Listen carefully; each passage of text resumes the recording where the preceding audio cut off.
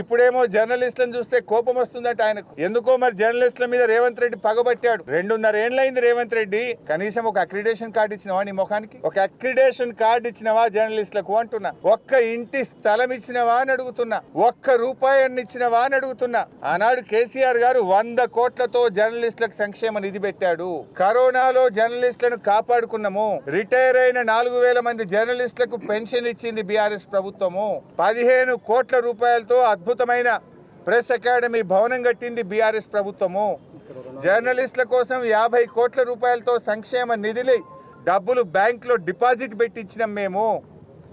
నేను అడుగుతున్నాను, వచ్చినాక 2 బడ్జెట్లలో 16 కోట్లు పెట్టినావు జర్నలిస్టులకు. ఈ సంవత్సరం 16 కోట్ల రూపాయలు బడ్జెట్లో పెట్టడం జరిగింది అని ఆర్థిక మంత్రి చదువుతాడు. కాంగ్రెస్ ఎమ్మెల్యేలు బల్లలు కొడతారు.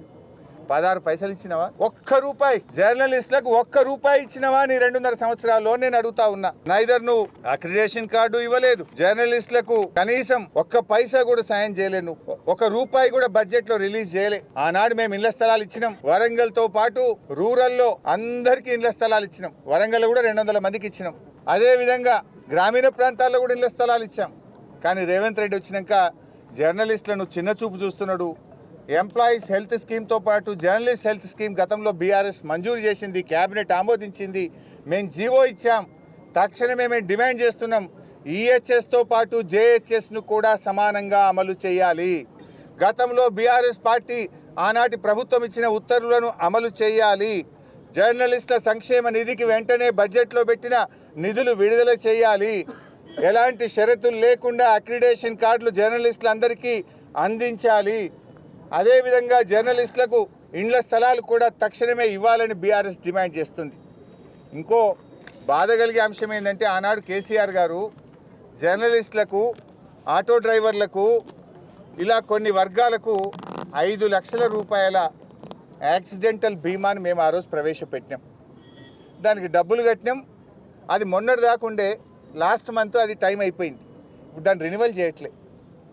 ఇలా జర్నలిస్టులకు యాక్సిడెంటల్ పాలసీకి రాష్ట్ర ప్రభుత్వం ప్రీమియం చెల్లించక ఈ రాష్ట్రంలో ఆటో డ్రైవర్లకు కానీ జర్నలిస్టులకు ఏదైతే ప్రమాదవశాత్తు మరణం జరిగితే వచ్చే 5 లక్షల బీమా సౌకర్యం కూడా ఈ కాంగ్రెస్ ప్రభుత్వం బంద్ పెట్టింది. దానికి కూడా డబ్బులు కట్టలేదు. నాకు అర్థం కాక అడుగుతున్నా, ఎందుకు ఈ జర్నలిస్టుల మీద పగబట్టినావు? 2.5 సంవత్సరాలు నీకు ఒక్క నిమిషం కూడా ఓపిక లేదా? జర్నలిస్టుల గురించి ఆలోచించే తీరిక లేదా? ఏం చేసిండు మా జర్నలిస్టులు? ఇప్పటికైనా తక్షణమే స్పందించాలి. ఈహెచ్ఎస్తో పాటు జేహెచ్ఎస్ను కూడా అమలు చేయాలని, అక్రిడేషన్ కార్డులు ఇవ్వాలని, ఇండ్ల స్థలాలు ఇవ్వాలని, అదేవిధంగా బడ్జెట్లో పెట్టిన 16 కోట్లు ఈ సంవత్సరం, 16 కోట్లు పోయిన సంవత్సరం, 32 కోట్లు తక్షణమే విడుదల చేయాలని, అదేవిధంగా జర్నలిస్టుల యొక్క ప్రమాద బీమాకు ప్రీమియం చెల్లించి దాన్ని కూడా కొనసాగించాలని జర్నలిస్టుల పక్షాన వరంగల్ నుంచి డిమాండ్ చేస్తున్నాం.